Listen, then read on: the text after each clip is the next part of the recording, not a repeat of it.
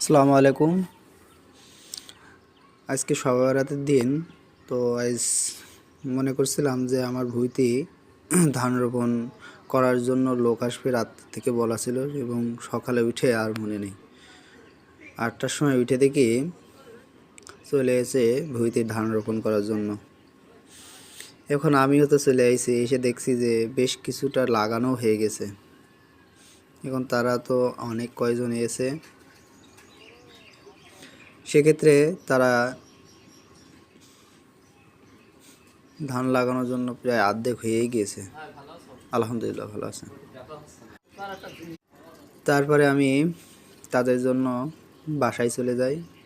মনে করছি তাদের জন্য তো কিছু একটা ব্যবস্থা করা লাগবে, কারণ তারা এত কষ্ট করে ধান রোপণ করছে, তাদের কত কষ্ট দেখেন। এখন আইসি আমি, দোকানে তো কিছুই পাই নাই সেরকম কিছু, যা পাইছি আলহামদুলিল্লাহ তাই নিয়ে আমি চলে আসলাম। এবং কি তারাও তাড়াতাড়ি চলে যাবে এখান থেকে আরেক জায়গায় কাজে। তারা খুবই ভালো মানুষ, খুবই ভালো মানুষ তারা, কারণ তাদের কাজ এবং যারা গরিব হয় তাদের নীতি, তারপরে তাদের কাজ কাম সবই ভালো হয়। আর এবার আস্তে আস্তে আসলাম, এসে দেখি তারা প্রায় শেষ হওয়ার মুখে।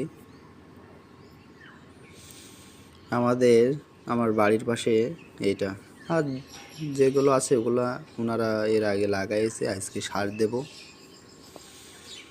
আমি আস্তে আস্তে আসলাম, এসে তাদের দেখাচ্ছে। ওই দেখেন কত দূরে ওরা চলে গেছে সবাই।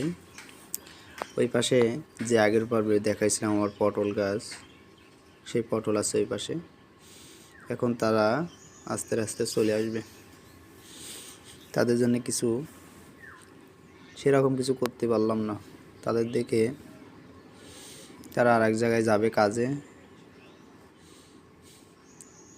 সকাল এখন বাজে 8:30 9টার মধ্যে আমার লাগানো কমপ্লিট হয়ে গেছে। এবং পরবর্তীতে আপনাদের দেখাবো যে জমিতে 3 থেকে 7 দিনের মধ্যে যে আমরা ঘাস মরার ওষুধ দিই, সেইটা পরের পর্বে দেখানো হবে। আসসালামু আলাইকুম।